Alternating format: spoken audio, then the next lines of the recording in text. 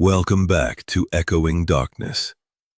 Tonight, we step into the heart of Tokyo, to a quiet neighborhood where the ordinary was shattered by a crime so chilling it still haunts Japan. This is the story of the Setagaya family murders, a case where the horror didn't end with the crime, but lingered in the shadows, just like the killer who refused to leave.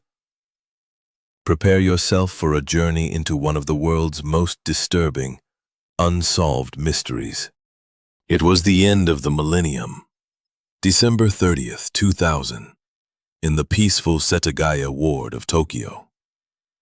The Miyazawa family, Mikio, his wife Yasuko, and their children Nina and Rei, were preparing for the new year, unaware that their home would soon become the scene of one of Japan's most infamous unsolved crimes.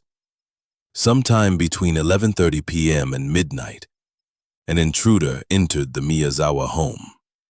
Investigators believe the killer gained access by climbing a fence, scaling an air conditioning unit, and entering through a second-floor bathroom window, cutting the screen and leaving muddy footprints behind. The killer's first victim was 6-year-old Rei, strangled in his bed. Mikio, the father, likely heard a disturbance and rushed upstairs, confronting the intruder. A violent struggle ensued. Mikio was stabbed repeatedly with a sashimi knife, so violently that the blade broke off in his skull. The killer then used a kitchen knife from the house to murder Yasuko and 8-year-old Nina, stabbing them multiple times. But the horror didn't end there. Instead of fleeing, the killer made himself at home.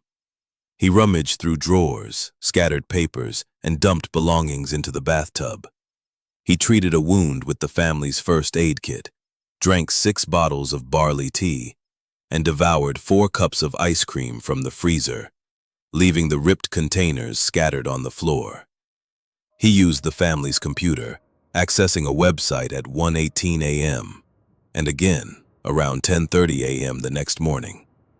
Some reports suggest he may have even napped on the sofa. The killer left behind his own clothing, a hip bag, and a pair of gloves.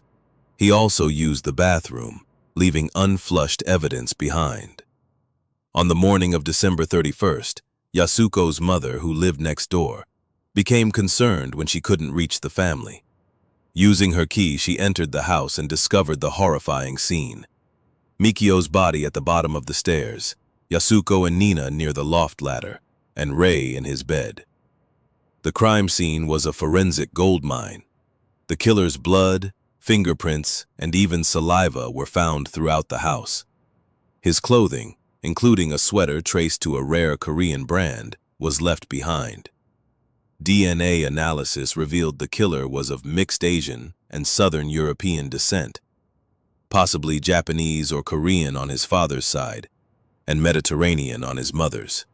Despite this mountain of evidence, the killer has never been identified.